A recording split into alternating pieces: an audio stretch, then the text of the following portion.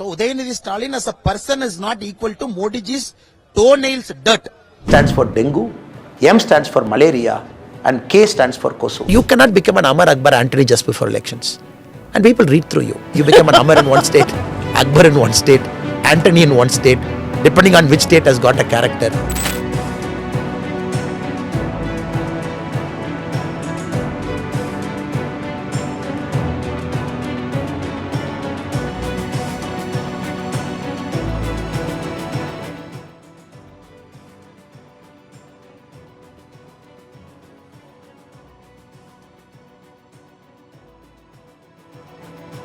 This is a PM who is showing to India continuously for the last 9 years, ISRO, Chandrayaan 2, I am there.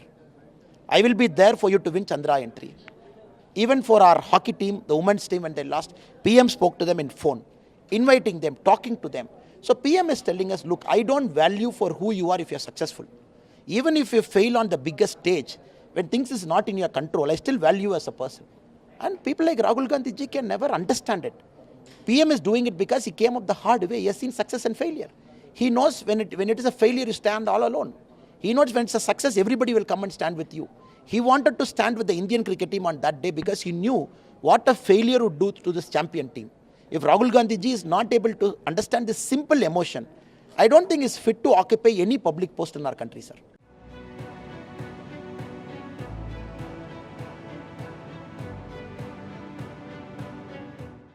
Madam, I mentioned who's Udayanidhi Stalin. He's a failed actor.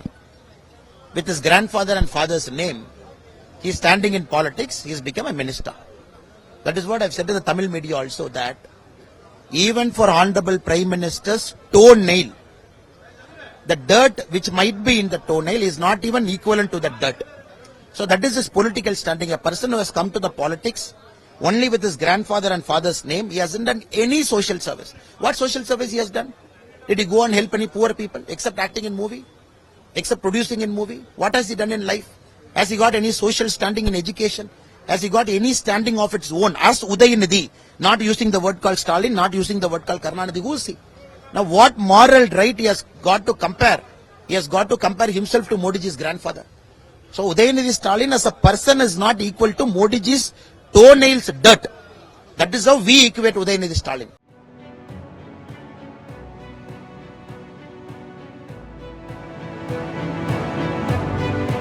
D stands for dengue, M stands for malaria, and K stands for Kosovo. When you say that you are here to abolish certain ills of Sanatana Dharma and to promote equality, it is like Satan talking about Vedas to the God. DMK as a party is run on caste lines.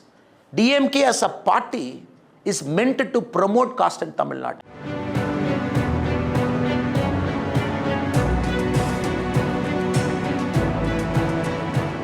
Modi ji is an opening batsman. He has hit sixes and fours. And he has given you 200 runs, he has gone. And again he'll come back. But 150 is you have to score. And with all your hard work, we cannot just say, oh, Modi ji has come and everything is happening. Well, he has done his work. Now in the evaluation stage, we have to do our work. That's how I will put this election, madam. So if you're doing your work, how many seats do you see? Madam, if you want to ask me a number, I would say double digit, very honestly. Okay. And because BJP for the very first time, we are contesting in 19 on our own. 4 alliance parties in our symbol, meaning 23 in Lotus. And 16 alliance partners in their own symbol, they are contesting. Three-way fight is an interesting three-way fight. You might ask me, why 10? When there is a strong third party, in a three-way fight, that is how the party grows. In a two-way fight, it is impossible for a third party to come in and make a mark. In a three-way fight, we believe that we have votes of our own. Maybe if 15% vote 10 years back, maybe 20% vote couple of years back. Now the 10-20%, the curious, the neutrals, people who are watching, and they are shifting to BJP. So I'm very confident. In a three-way fight, I can confidently predict this number. In a two-way fight, I might not be this confident, even within an alliance.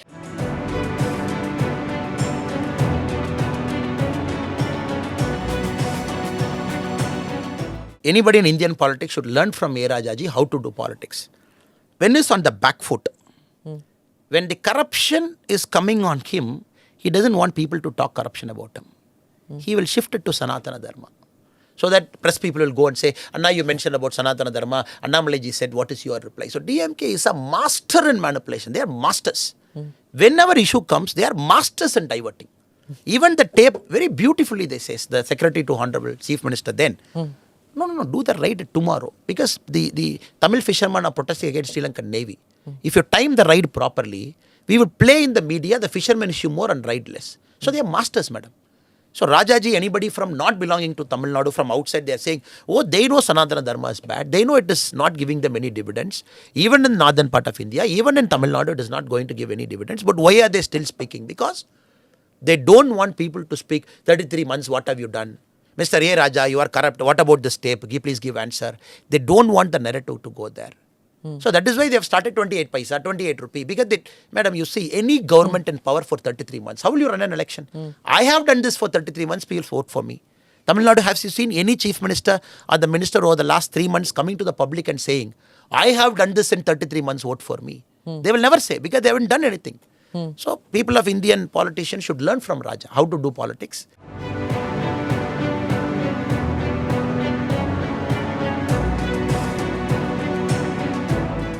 When somebody says, I am going to cut PM to pieces, you want me to answer rationally, madam? Oh, no, sir, you can't cut PM to pieces. He has got SPG security. He has got 4-layer security. You are such some small man in Tamil Nadu. You don't even belong to the dirt that is in Modi ji's nail. So please move away. People want me to answer very rationally. Oh, Annamalai has answered very rationally. SPG, 3-tier security. How can you cut Modi ji to pieces? I have to reply in a certain way where they have to make sure next time the same language should not come in their mouth, madam. So is it going to become that aggressive in the next couple of weeks? I am very clear, madam. Anybody who touches Modi, I am not going to spare. My loyalty is to this party. My loyalty especially is to Honorable PM. And I am not a guy who will take very kindly. You attack me, you call me names, you insult me, abuse me, that's okay. That is number one. But you insult and abuse Modi. You just track all my 3-year statements, whatever it is. Modi abuse to me or to Tamil Nadu, I am not going to keep quiet. So we represent Modi here. And of course, Modi ji is not going to speak. Modi ji has seen, he is only growing with abuses. So that is my Lakshman Rekha. You abuse Modi, I am going to hit back at you. You abuse me, I am okay with it, no problem.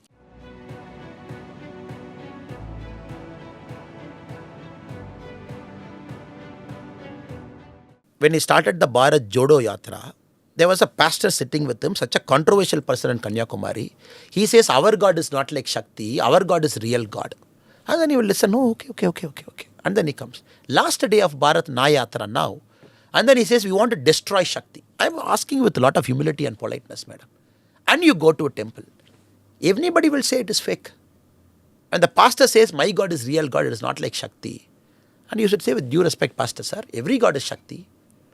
Every God is Shiva, every God is Jesus, every God is prophet. If he says, I accept it. I want to destroy Shakti. Madam, this you do it, you go to a temple and you cannot become an Amar Akbar Antony just before elections.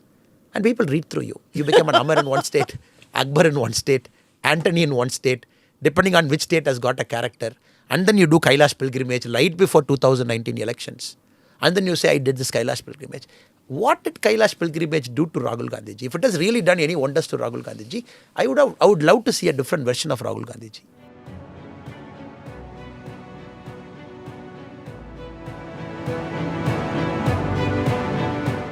When Modi ji pats you, for me, it is not patting me, it's patting my karyakarta. That's how my mind always is. And have you have seen any change in me, madam? You are seeing me for 2 years. I'm still the same guy. I just don't change. And I believe power sometimes is a responsibility, sometimes is a burden. And a person has to navigate both. Many a time power becomes a burden because you are not able to speak what you want. You're not able to do what you want because you are restrained in your language. That's a burden. But sometimes you see responsibility more than burden because you can do wonderful things. What you're fighting for, when that moment comes, you can really change the pace of a civilization.